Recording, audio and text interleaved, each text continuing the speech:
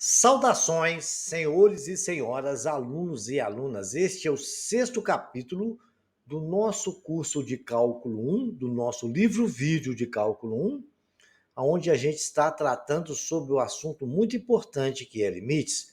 Por favor, já se inscreva no nosso canal e dê aquele like aí que ajuda muito.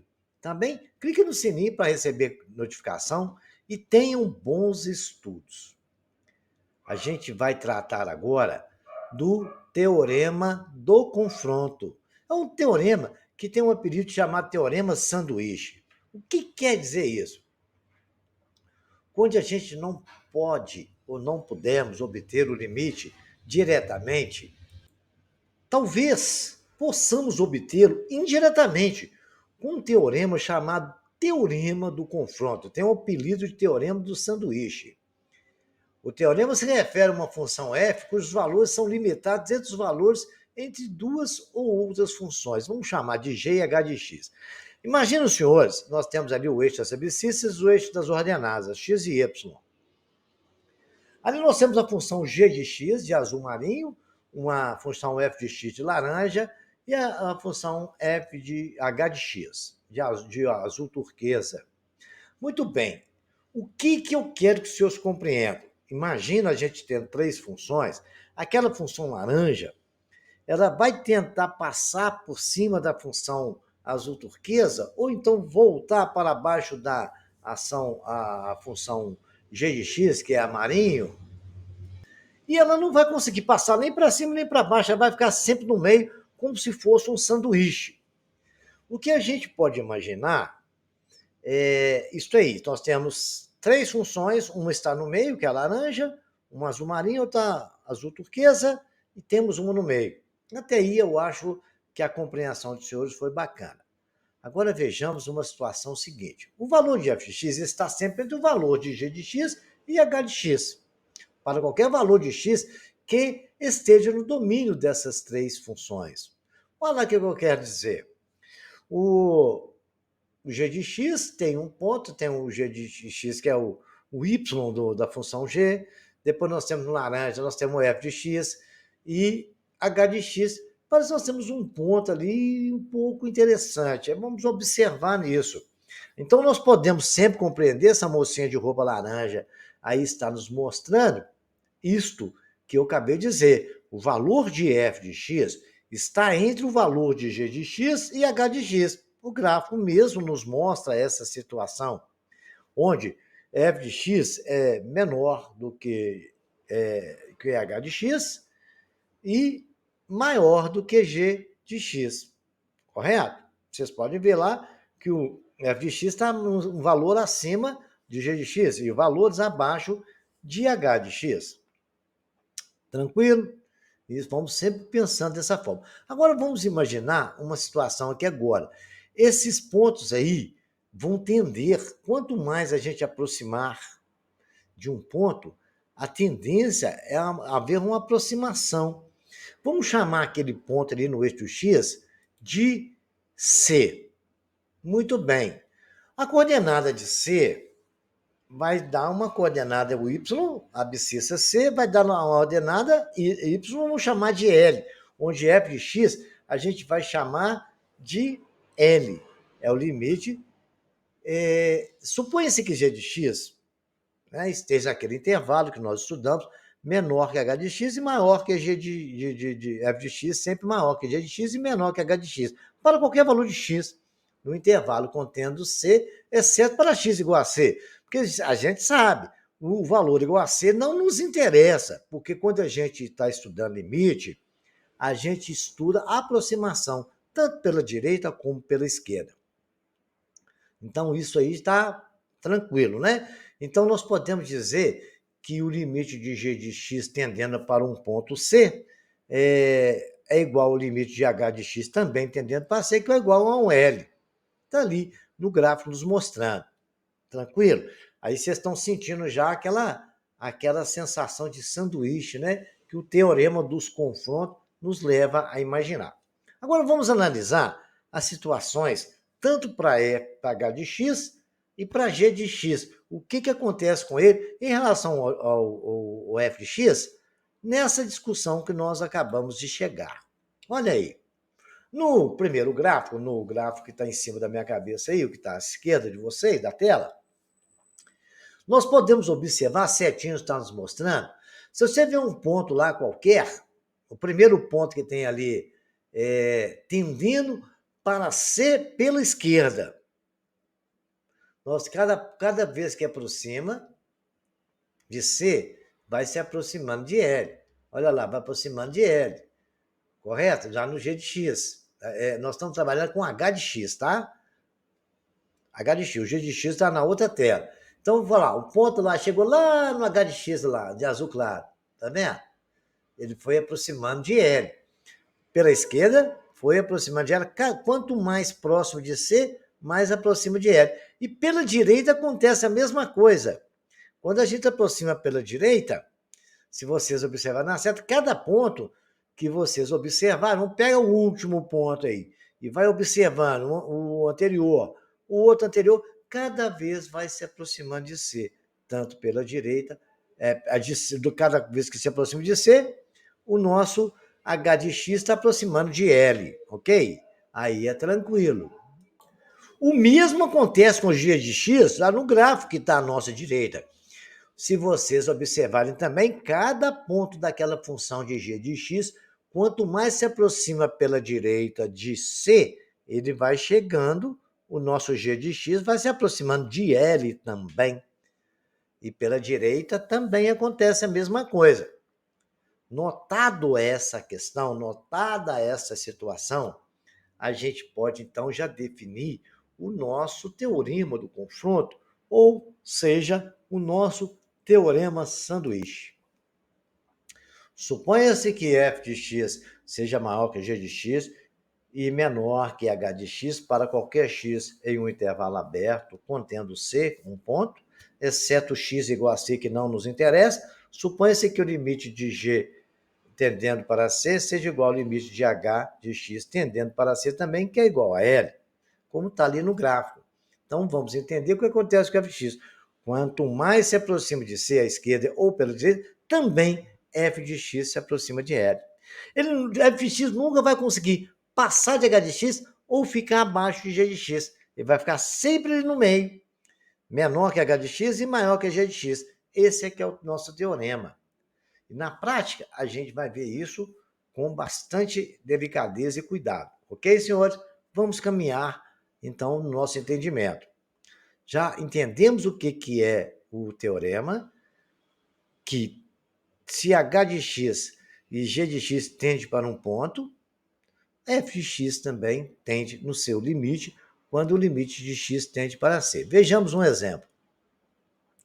Eu tenho aqui uma função f de x menor ou igual a 1 mais x2 sobre 4 e maior ou igual a 1 menos x2 sobre 4 para qualquer x diferente de zero.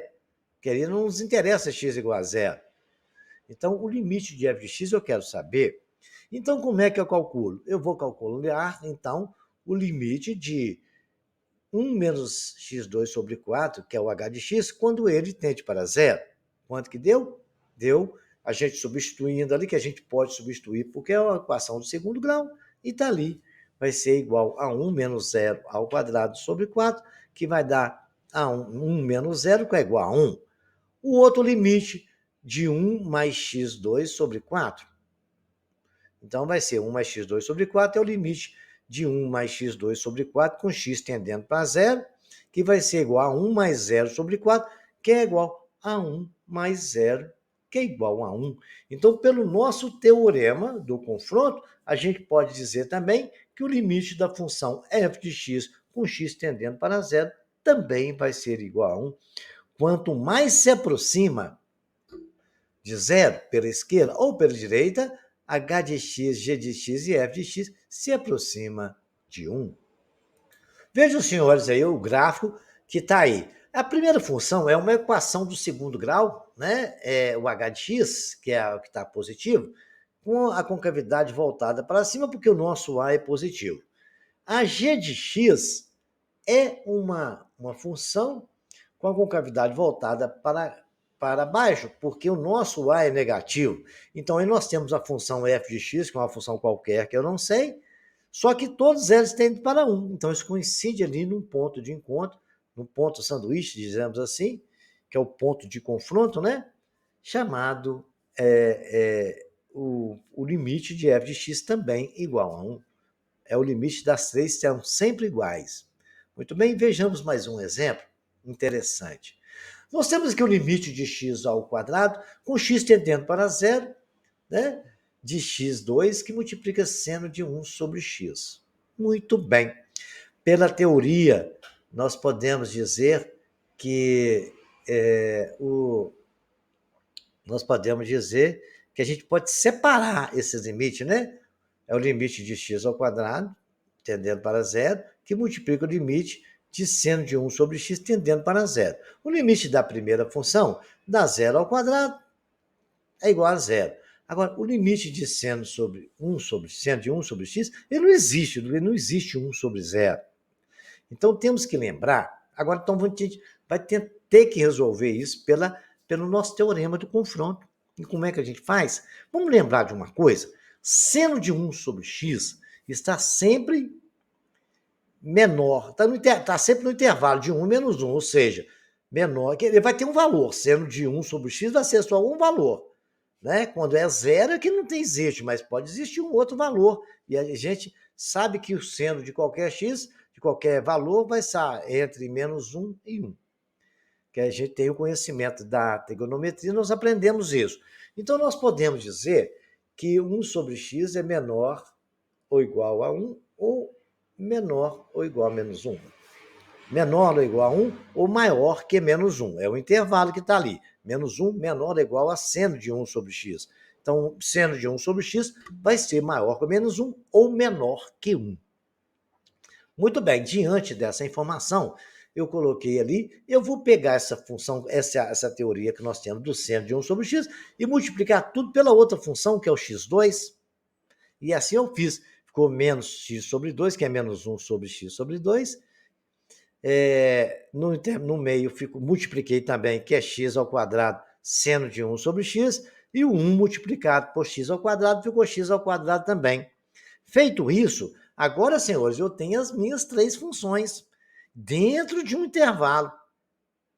Porque o que me ajudou a chegar a esse intervalo foi ter o conhecimento que o seno está entre menos 1 e 1.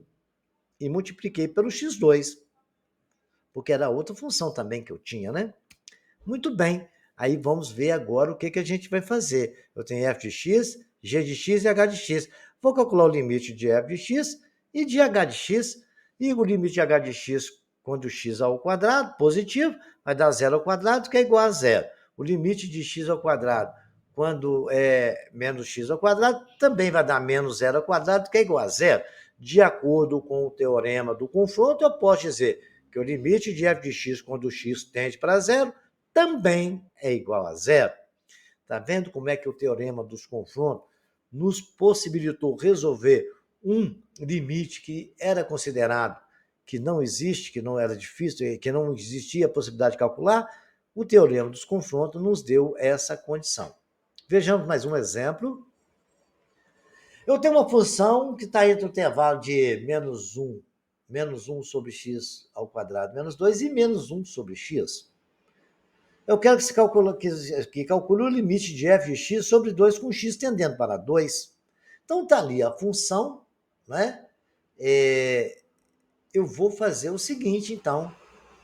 Eu vou dividir tudo por x, porque ele pediu o limite de f de x tendendo sobre x tendendo para 2. Então, como ali está dividido por x, eu vou dividir tudo por x também. Aí ficou menos 1 sobre x dividido por x, f de x sobre x, como ele falou, no nosso intervalo, e menos 1 sobre x menos 2 dividido por x. Isso é a mesma coisa que escrever 1 sobre x, que multiplica menos 1 sobre x, né? Divisão de fração, pega a primeira e multiplica pela segunda invertida. Ali está x sobre 1, ficou 1 sobre x. Tá? Que multiplica menos 1 sobre x, e menos 1x2 menos 2, que multiplica 1 sobre x também. Divisão de fração. Pega a primeira e multiplica pela segunda invertida. A segunda era x sobre 1, ficou 1 sobre x. Fazendo nossas continhas, nós temos 1 sobre x2, o f de x sobre x e a outra função, menos x3 sobre 2, porque quando foi multiplicado x2 menos x, ficou a ao quadrado.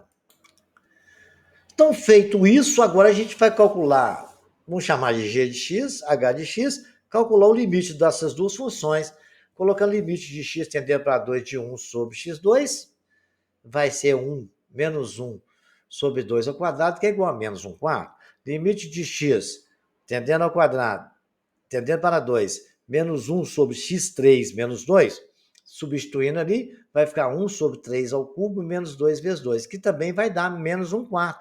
Então, pelo teorema do confronto, eu posso concluir que o nosso limite da função f de x sobre x é igual a exatamente menos 1 quarto. Foi o resultado que nós encontramos no nosso sanduíche, também vai ter o mesmo valor. Agora vamos ver mais uma função que é interessante. Também onde temos a nossa função trigonométrica. O limite de x tendendo ao infinito, de seno de x sobre x. Então vamos substituir infinito ali. Seno de infinito sobre infinito. Temos uma coisa que não existe. Seno de infinito não existe.